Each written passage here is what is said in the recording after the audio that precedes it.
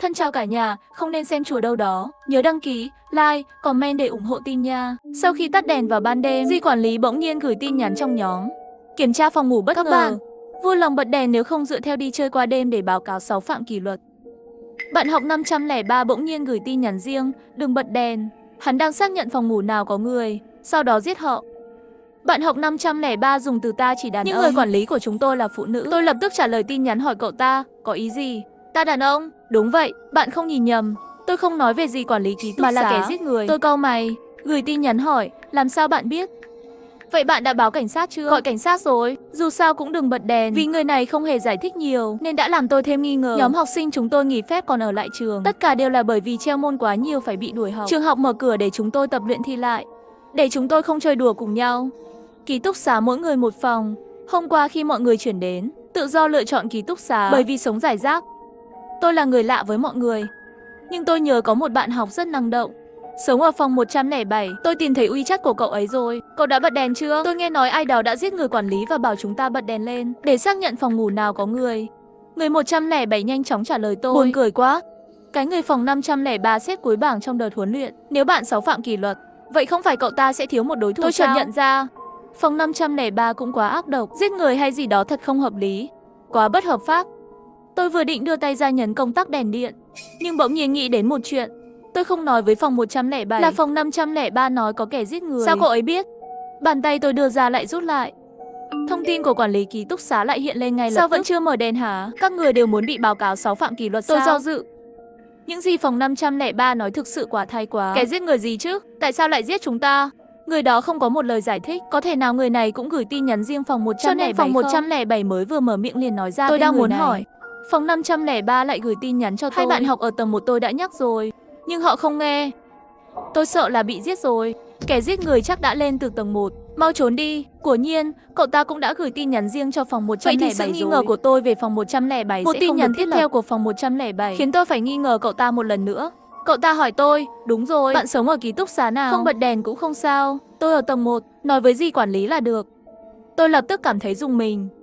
Tôi tin chắc người phát điện thông tin tuyệt đối không phải là phòng 107. Bởi vì cậu ta biết tôi sống ở phòng 205. Có đúng như phòng 503 nói không? Người này đã bị giết.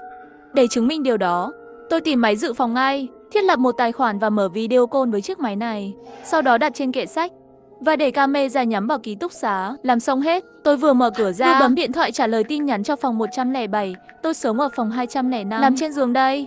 Vừa rồi lại bị phòng 503 lừa một trận nữa. Thật sự không xuống bật đèn. Bạn nói giúp tôi đi. Sau đó tôi cúi xuống trong bóng tối để đến ký túc xá vào phòng 211. May mắn thay, tôi đã cảm thấy chán khi tôi mới chuyển đến. Cả tầng đều đi qua một lần, phát hiện thấy khóa cửa phòng 211 bị hỏng. Sau khi vào nhà, tôi lấy điện thoại ra xem. Trong video, cửa phòng ngủ 205 đã được mở ra. Tốc độ cũng nhanh quá, nếu tôi đi chậm hơn một chút, vậy thì tôi có thể chết. Nghĩ đến điều này da đầu tê dại, bởi vì không bật đèn. Vì vậy, tôi chỉ có thể nhìn thấy một bóng dáng. Mà ngoài cửa cũng có 2-3 cái bóng đen. Có vẻ như có nhiều hơn một kẻ giết người. Nhưng điều đáng sợ là cái bóng đen này cầm một con dao trong tay. Thân hình hắn nhanh nhẹn, mục tiêu rõ ràng, đi thẳng vào giường. Lưng tôi lạnh buốt. Nếu đó là tôi nằm đó, em là cơ thể đã lạnh rồi. Xem ra những gì phòng 503 nói là thật. Ký túc xá chúng tôi thật sự có kẻ sát nhân. Hơn nữa người 107 phòng trừng cũng đã bị giết. Điện thoại của cậu ta bị tên sát nhân lấy đi rồi. Lúc này, điều duy nhất tôi có thể tin tưởng là phòng 503. Nhưng khi nghĩ về điều này, người này cũng có vấn đề. Sao cậu ta lại biết nhiều như vậy? Tôi không biết tại sao chúng tôi lại bị giết, không biết hung thủ là ai. Cậu ta thậm chí còn bắt đầu phòng thủ trước, còn có thời gian cảnh báo chúng tôi. Tôi đã gửi tin nhắn cho phòng 503 ngay lập tức. Tại sao bạn biết nhiều như vậy? Ngay sau đó, cậu ta trả lời tôi còn biết cách sống sót. Bây giờ kể cả tôi và bạn, chỉ có 6 người còn sống. Chúng ta phải đến với nhau để sống sót. Cậu ta không trả lời câu hỏi của tôi, nhưng lại đưa ra một vấn đề rất có tính xây dựng. Sau đó tôi được phòng 503 đưa vào một nhóm trò chuyện. Bên trong chỉ có 4 người. Ngoại trừ tôi và phòng 503, còn có phòng 308 và phòng 511. Nhưng không phải cậu ta nói có 6 người sao? Tôi chưa kịp hỏi. Phòng 503 bắt đầu nói chuyện. Trước hết, hãy để tôi nói rõ. Chúng ta đều cách màn hình, hoàn toàn không biết đối diện là loại quái quỷ rắn thần gì. Vì vậy, điều cấm kỵ đầu tiên tối nay là gặp mặt. Và đêm nay, nếu chúng ta muốn sống, trốn như mèo và chuột. Cho nên quan trọng nhất là tìm ra những kẻ giết người gồm bao nhiêu người. Tôi lập tức gửi video vừa rồi đến. Có 4 tên giết người, họ đều im lặng xem video rồi. Điều kỳ lạ là Phòng 511 vẫn chưa nói chuyện trong nhóm, bỗng nhiên yêu cầu thêm bạn bè với tôi. Khi nhắn tin lại là một câu nói gây sốc. Người đeo khẩu trang trong video là phòng 503. Tôi sửng sốt, hình ảnh tối quá. Sao người này lại biết? Đang chuẩn bị hỏi lại. Phòng 511 gửi một ảnh chụp màn hình. Độ sáng của màn hình đã được tăng lên rất nhiều, có thể nhìn rõ nửa khuôn mặt phía trên khẩu trang. Người đó đúng là phòng 503. Đầu óc tôi rối bời. Nhưng tôi cũng đã nói ra những nghi ngờ của mình. Nhưng nếu phòng 503 là kẻ giết người, vậy tại sao cậu ta lại bảo chúng ta trốn? Trực tiếp giết sạch chúng ta không phải tốt hơn sao? Và phòng 511 trả lời, tôi đoán có nhiều hơn một tên giết người. Cậu ta là người đứng đầu trong đội của họ. Nói cách khác, nếu ai đó thực sự thoát được, vậy chúng ta sẽ nghĩ là phòng 503 đã gửi tin nhắn cảnh báo cho chúng ta, giống như hoàn cảnh của chúng ta bây giờ. Phòng 511 lại vội vàng nhắn, bạn mau xem tin nhắn trong nhóm phòng đi. Phòng 503 bắt đầu thủ thuật rồi, muốn người khác đi tìm đường chết. Tôi quay lại nhóm trò chuyện, mới phát hiện ra phòng 503 không ngừng nói rất nhiều lời. Kẻ giết người tối nay thật đáng sợ. Điều này có nghĩa là trì hoãn thời gian cũng vô dụng. Chỉ có hai lựa chọn, thoát khỏi ký túc xá hoặc giết ngược lại. Để đạt được mục tiêu này, chắc chắn có người sẽ phải chết. Ưu tiên chọn để phòng 404 và phòng 312 không vào nhóm chết. Các bạn có ý kiến gì không? Ngoài ra, nếu không ai trong số các bạn nói chuyện với phòng 404 và phòng 312, tôi sẽ bắt đầu nói về kế hoạch của mình. Tôi giữ tin nhắn riêng với họ. Tôi có thể dụ dỗ họ. Nhưng tôi cũng cần sự giúp đỡ của các bạn. Tôi mới biết, thì ra đây mới là nguyên nhân hai người kia không vào nhóm. Mà lúc này phòng 511 đưa ra nghi ngờ, bạn đừng vội, bạn nói đi. Sao bạn biết trước là có người muốn giết chúng tôi? Mục đích của chúng là gì? Vấn đề này là ba chúng tôi đều muốn tìm hiểu. Đó cũng là lý do lớn nhất khiến tôi và phòng 511 nhưng không ngờ lời giải thích của anh ta là phòng 511. Bởi vì bạn đã nói với tôi, đừng nói là phòng 511 không phải là đã. Tôi giật mình. Phòng 511 lập tức phủ nhận, bởi vì cậu ta vẫn lấy điểm này để nghi ngờ phòng 503. Phòng 503 lại giải thích từng cái một. Cậu quên bữa tối hôm nay rồi à? Bạn cầm hộp cơm đến ký túc xá của tôi ăn cùng tôi, sau đó bắt đầu nói lung tung với tôi. Bạn hoàn toàn không nhớ sao? Phòng 511 tiếp tục phủ nhận, tôi tự ăn tối ở ký túc xá. Và bạn đã nói với tôi. Chỉ có bạn hỏi tôi, tại sao khi biết nhiều nội tình như vậy, tôi mới có thể nói ra. Cho nên người khác hỏi tôi một câu tôi cũng không để ý. Chỉ có bạn hỏi tôi mới trả lời. Phòng 503 tiếp tục nói, nếu không bạn giải thích đi, tin nhắn tối nay, đừng bật đèn, hắn ta đang xác nhận phòng nào có người. Tôi hoàn toàn không gửi cho bạn. Làm sao bạn biết có kẻ giết người? Sau đó cả hai cùng lúc gửi ảnh trong nhóm. Phòng 503 gửi là hình ảnh của bữa ăn. Trong ảnh, ngoài hộp cơm của chính cậu ta, cũng chụp được người bên cạnh là phòng 511. Mà phòng 511 gửi đến là lịch sử trò chuyện. Đó là lịch sử trò chuyện của cậu ta với phòng 503. Nhưng rõ ràng, phòng 503 đã gửi cho cậu ta tin nhắn cảnh báo đó. Cả hai cùng lúc phát ra một chuỗi dấu hỏi. Phòng 511 nói bữa tối của tôi tuyệt đối không ăn cùng bạn. Phòng 503 tôi lại cũng nói, tuyệt đối không gửi tin nhắn đó cho bạn. Tôi nhìn đến hoa mắt luôn. Và trong khi hai người này đang bế tắc, phòng 308 gửi tin nhắn riêng cho tôi. Cậu ta nói một câu càng làm người ta kinh ngạc nhiều hơn. Có thể nào cả hai đều đã chết? Điện thoại đều ở trong tay hung thủ. Không phải là tôi không nghĩ đến khả năng này, nhưng điều đó không hợp lý. Bởi vì phòng 503 đã đưa ra cảnh báo đáng tin cậy. Chẳng hạn như lúc đầu nói với chúng tôi có kẻ giết người, sau đó còn nhấn mạnh chúng tôi đừng bao giờ gặp nhau. Tôi nói với phòng 308, nếu chỉ muốn giết chúng ta, vậy thì không cần phải phức tạp như vậy. Tôi nghĩ chắc phải có động cơ khác. Phòng 308 lại hỏi tôi, vậy giữa họ xảy ra mâu thuẫn như vậy, có nghĩa là một trong số họ đang nói dối, hoặc cả hai đều không thể tin được. Tôi nghĩ chúng ta nên đoàn kết. Tôi suy nghĩ một chút rồi nói, tôi cảm thấy phòng 511 có khả năng cao hơn. Bởi vì sau khi ảnh phòng 503 được gửi đi, 511 không phủ nhận rằng người trong ảnh không phải là cậu ta. Lịch sử trò chuyện có thể bị làm giả. Trước đây, cậu ta đã cho tôi xem kỹ thuật chỉnh sửa ảnh của cậu ta. Lịch sử trò chuyện cậu ta gửi đi, có thể là do cậu ta chỉnh sửa mà ra. Phòng 308 lại không nói rõ nữa. Bạn xem nhóm, tôi quay lại nhóm và thấy phòng 503 nói vài câu. Cậu ta tag 511 nhắn, bao gồm nhóm này. Làm thế nào để chống lại? Bạn đã dạy tôi, thậm chí là hy sinh người khác. Tôi đã nói với phòng 404 và phòng 312 bảo họ tập trung ở ban công. Từ đó có thể trèo tường ra khỏi ký túc xá. Và sau đó trong khi kẻ giết người đang theo đuổi họ, tôi sẽ đi ra cửa sau. Phòng 511, tôi không quan tâm bạn bị gặp trở ngại nào về suy nghĩ. Nhưng kế hoạch này tôi nghĩ là khả thi. Theo hay không theo các bạn xem xét mà làm. Ban công là mái nhà của phòng ký túc xá, kết nối tầng 2 của ký túc xá của chúng tôi. Thực sự có thể từ hành lang ở phòng 201, leo qua cửa sổ. Phương pháp này thực sự rất khả thi. Mặc dù phải hy sinh hai bạn học vô tội làm người dẫn dụ, nhưng ai không vô tội chứ? Cho nên tôi là người đầu tiên trả lời trong nhóm. Nhưng không ngờ phòng 503 lại gửi tin nhắn riêng cho tôi ngay lập tức. Đây không phải là kế hoạch thực sự. Da đầu tôi tê dại, lập tức hỏi lại, vậy kế hoạch thật sự là gì? Phòng 503 nhanh chóng trả lời tôi, dẫn dụ là thật, chạy là giả. Bởi vì có 4 kẻ giết người, vậy chắc chắn họ sẽ chia thành hai nhóm. Hai người đi giết mồi nhử, Hai người chặn đường ở cửa sau. Và chúng ta sẽ đến ban công để giết hai trong số những kẻ giết người. Không thể trốn thoát được. Trốn cũng chẳng ích gì, chỉ có chống lại và giết chúng ta mới có thể sống sót. Chúng ta đánh bất ngờ, 3 đánh 2 là tuyệt đối không có vấn đề gì. Trường hợp xấu nhất cũng là 2 đánh 2 bằng cách lén lút. Bởi vì bây giờ tôi không hiểu cái quái gì xảy ra với phòng 511 vậy. 3 đánh 2, thậm chí 2 đánh 2. Trong nhóm chúng tôi rõ ràng có 4 người, nếu phòng 511 là yếu tố không ổn định. Vậy phòng 308 trực tiếp bị loại trừ rồi. Tôi nhíu mày nhớ lại cẩn thận. Lập tức phát hiện ra khi phòng 308 gửi tin nhắn riêng cho tôi. Lúc đầu là muốn lôi kéo tôi hòa nhập với cậu ta. Mặc dù ý nghĩa không rõ ràng lắm, nhưng cậu ta nói muốn tôi cùng chiến đấu với cậu ta. Nhưng sau khi nhìn thấy phòng 503 nói chạy trốn qua cửa sau, cậu ta đã đổi ý. Bởi vì cậu ta đã tìm ra cách giết chúng ta. Không cần phải lôi kéo tôi, đó là ở cửa sau. Tôi thở phào nhẹ nhõm, đánh một dòng chữ. Phòng 308 là kẻ giết người mà bạn cố ý bỏ vào. Cậu ta lại hỏi tôi biết bạn thông minh mà. Bạn biết tôi nói là 3 đánh 2 hoặc 2 đánh 2 có nghĩa là gì chứ? Tôi suy nghĩ một lát, nói thế nghĩa là bạn sẽ không nói cho phòng 511 biết kế hoạch thực sự nữa. Nếu cậu ta gặp bạn chiều nay và là người điều phối toàn bộ sự việc, cậu ta tự nhiên sẽ biết. Nếu không, rất có thể cậu ta là hung thủ. Cậu ta sẽ chặn chúng ta ở cửa sau, bởi vì rõ ràng chúng ta là 3 người chạy ra cửa sau. Nếu phù hợp với điều này, họ cũng sẽ đưa ra 3 người để ổn thỏa nhất.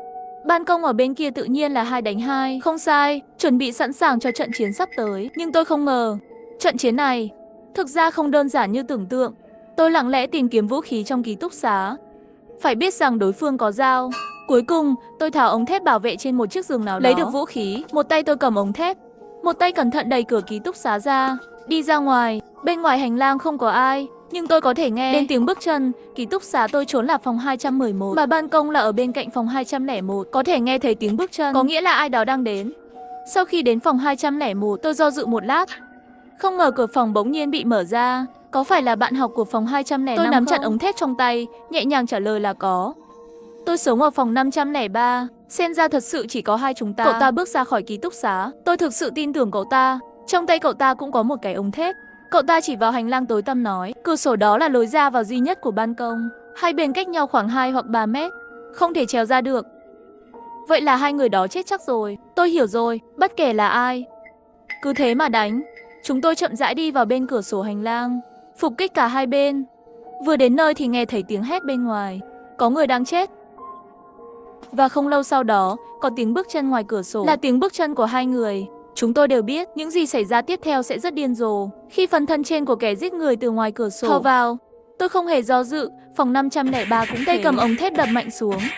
Mà đối phương thậm chí không kịp phát ra tiếng hét mà rơi thẳng vào trong.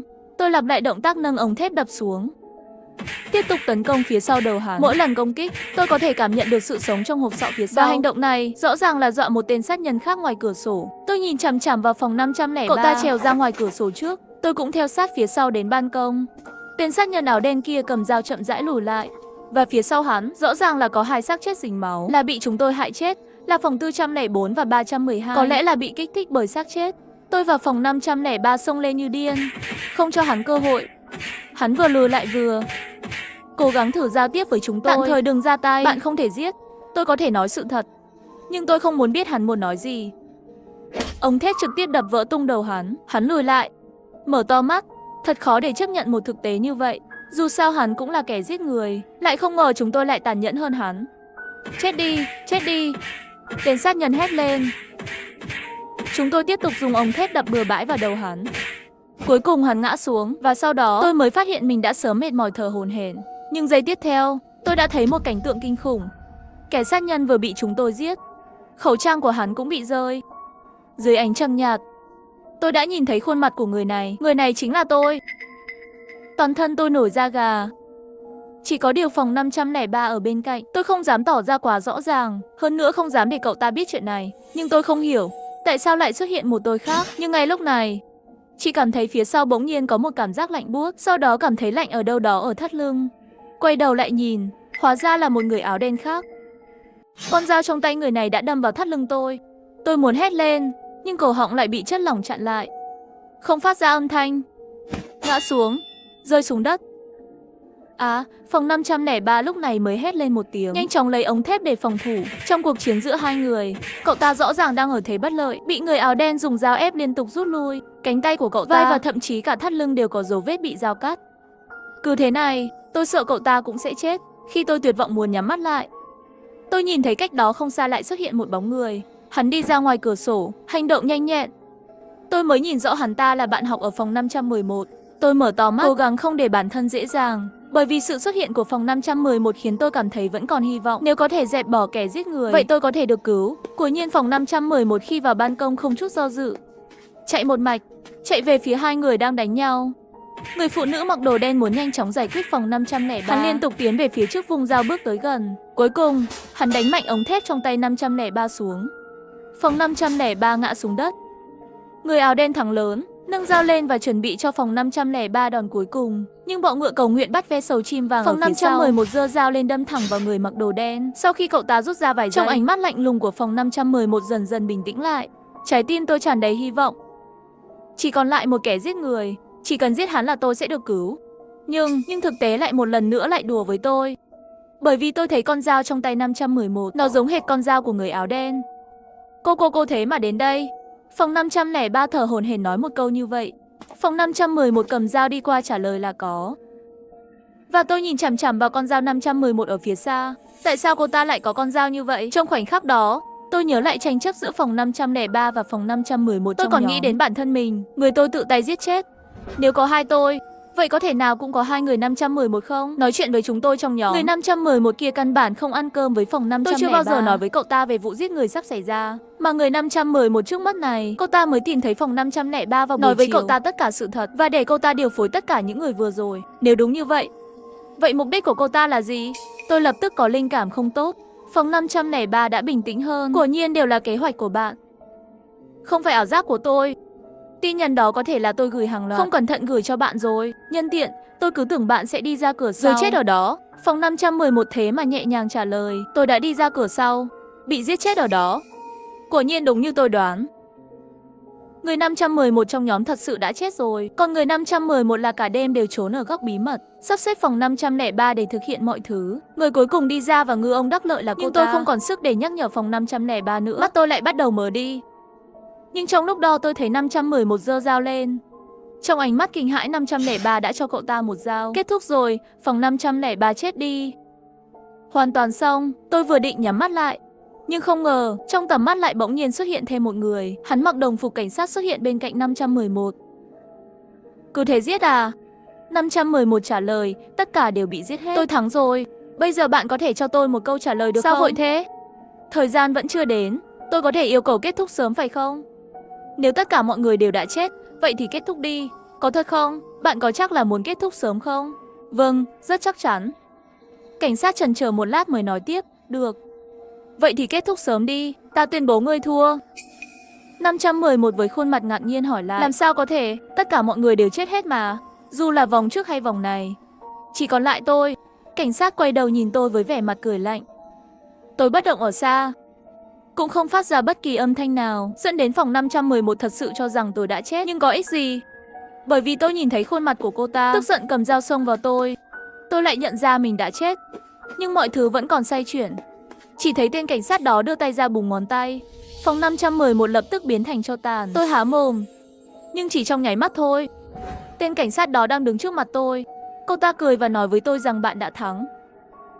Sau một tia sáng, tôi lại xuất hiện dưới mặt trăng. Vết thương trên người cũng biến mất không dấu vết. Cả đêm kinh hoàng đó giống như một cơn ác mộng. Hoàn toàn rời xa tôi. Nhưng có thật không? Tất nhiên là không rồi. Bởi vì tôi nhìn xuống và thấy trên mặt đất có một bộ quần áo màu đen. Ngoài ra còn có khẩu trang màu đen và một con dao quen thuộc. Bên tai bỗng nhiên vang lên âm thanh quen thuộc. Vòng này sắp bắt đầu rồi. Họ sắp về ăn tối rồi. Sẵn sàng chưa?